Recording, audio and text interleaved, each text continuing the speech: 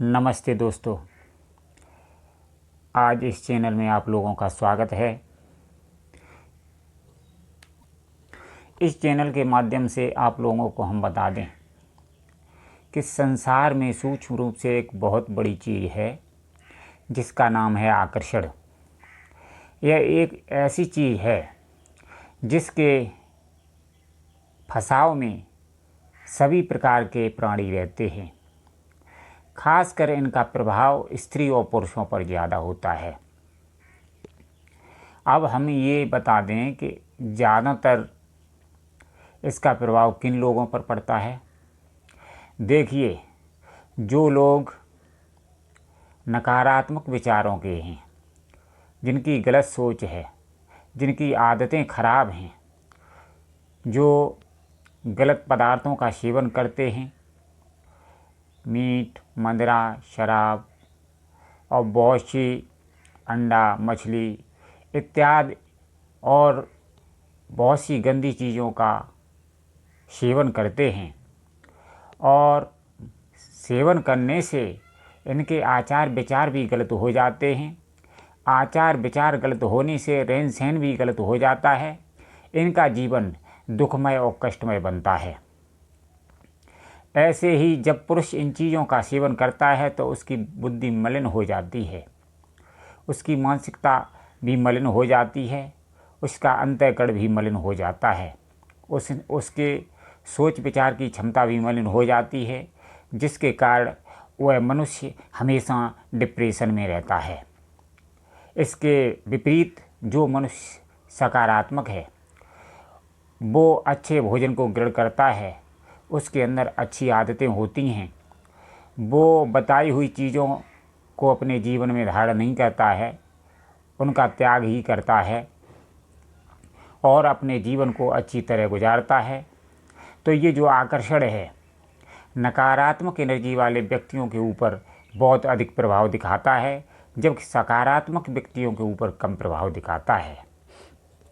जैसे कि आकर्षण का मतलब, जैसे एक पुरुष जब स्त्री को देखता है तो आकर्षण के कारण एक दूसरे की ओर खिंच जाते हैं। जब उसी प्रकार एक स्त्री पुरुष को देखती है, इसी आकर्षण की वजह से पुरुष और स्त्री एक दूसरे की तरफ खिंच जाते हैं।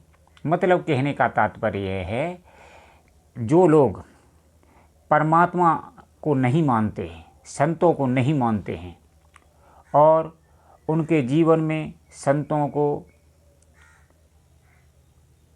का कोई महत्व नहीं है, देवताओं का कोई महत्व नहीं है, शक्तियों का कोई महत्व नहीं है, वे आकर्षण में फंस करके अपने जीवन को बर्बाद कर लेते हैं। जो लोग धर्म को जानते हैं और सत्य को जानते हैं, परमात्मा को जानते हैं, देवताओं को जानते हैं, वो इस आकर्षण से बच जाते हैं, उनका जीवन सुखमय हो जाता है। आकर्षण एक बहुत भयंकर चीज़ है। यदि जिस स्त्री पुरुष के ऊपर ये आकर्षण का प्रभाव पड़ जाता है, वो एक दूसरे के बिना नहीं रह सकते हैं, एक दूसरे के प्रति अपने घर बार को भी त्याग देते हैं। तो मतलब कहने का तात्पर्य यह है कि आकर्षण एक बहुत भयंकर चीज़ है जो हमारी सृष्टि में विराजमान है। इसलिए मैं जो आपको बता रहा हूँ, ये संतों के अनुभव के अनुसार बता रहा हूँ, ये कोई झूठ बात नहीं, सत्य बात है। इसलिए अपने जीवन को इससे बचाना है, इन अवगुणों से दूर रखना है, तो संतों की शरण में जाना है, अध्यात्म ग्रंथों का अध्ययन करना है, देवी देवताओं की पूजा करनी है, तो ही हम इस आकर्षण से बच सकते हैं। अन्यथा हम ऐसा नहीं करेंगे तो इनका प्रभाव हमारे ऊपर भयंकर रूप से पड़ेगा। संसार के जितने भी मनुष्य हैं जो परमात्मा को नहीं मानते हैं, वो निश्चित रूप से उनके जीवन में कष्ट आता है, कलेश आता है और बहुत सी भयंकर बीमारियों का उन्हें सामना करना पड़ता है। इसके विपरीत जो मनुष्य सकारात्मक हैं, उनका जीवन सुखमय कटता है। वो संतों का सम्मान करते हैं, देवी देवताओं को मानते हैं, जिससे उनका सारा जीवन सुखमय व्यतीत होता है। कारण सिर्फ इतना ही है, सत्य और असत्य। जो मनुष्य सत्य की ओर चलता है वो हमेशा अपने जीवन को सुखमय बनाता है। जो असत्य की तरफ चलता है उसका जीवन दुखमय बनता है। जो सत्य की तरफ चलता है वह हमेशा इस आकर्षण से बचा रहता है। जो असत्य के मार्ग का अनुसरण करता है वो इस आकर्षण के चक्कर में फंस जाता है। आकर्षण के चक्कर में फंस करके अपना सारा परिवार